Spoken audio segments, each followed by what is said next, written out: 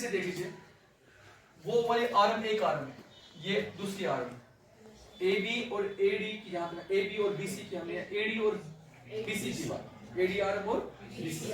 बस अब यहाँ पर होगी, देखिए अगर आर्म जो है अंदर की तरफ जाती है तो दूसरी आर्म बाहर की तरफ आएगी।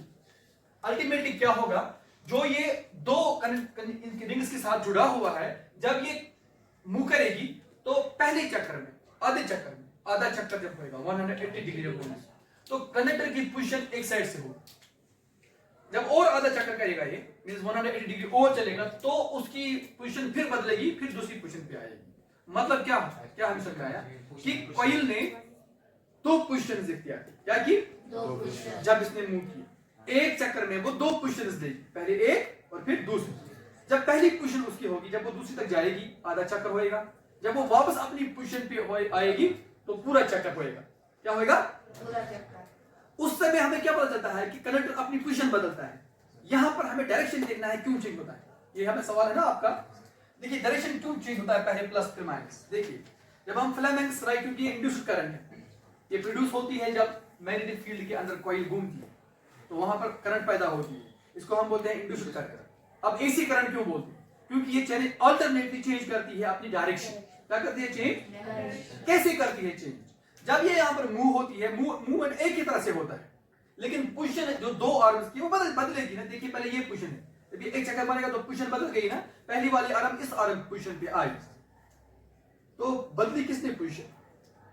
कंडक्टर ने। क्या बदली? जब हम filaments right hand rule use करते हैं, हमें पता है कि तीन उंगलियां होती हैं, ये हमें दिखाता है direction of motion of current, ये दिखाता है मैग्नेटिक फील्ड और ये दिखाती है इंड्यूस्ड करंट। जब ये मोशन बदलेगी, मतलब मानो ये ऐसे बदली, ये इस पोजीशन पर पहुंची, इसकी भी डायरेक्शन बदल। ये क्या चीज है?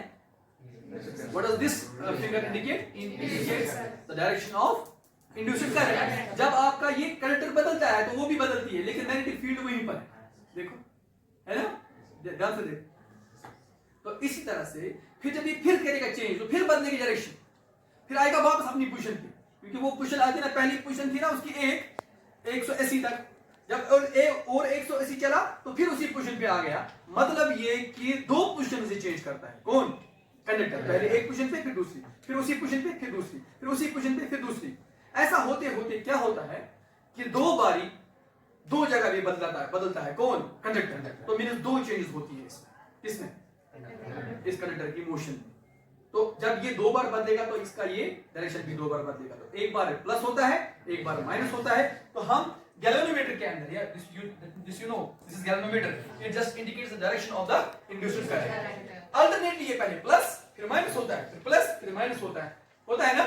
इसीलिए जब ये अल्टरनेटली ऐसा होता है, इसको हम बोलते हैं अल्टरनेट करंट। क्या बोलते हैं? ग्राफिकली हम इसको ऐसे दिखाते हैं, this is plus, this is minus, direction बदली ना, इसीलिए इसको बोलते हैं एसी करंट। और इस जनरेटर को हम बोलते हैं एसी जनरेटर। हमारे दूसरे लेसन में होगा डीसी जनरेटर, जो हम अब पढ़ रहे हैं, इसके बाद हमारा दूसरा लेसन है। फिलहाल आपको एसी करंट समझ में आया?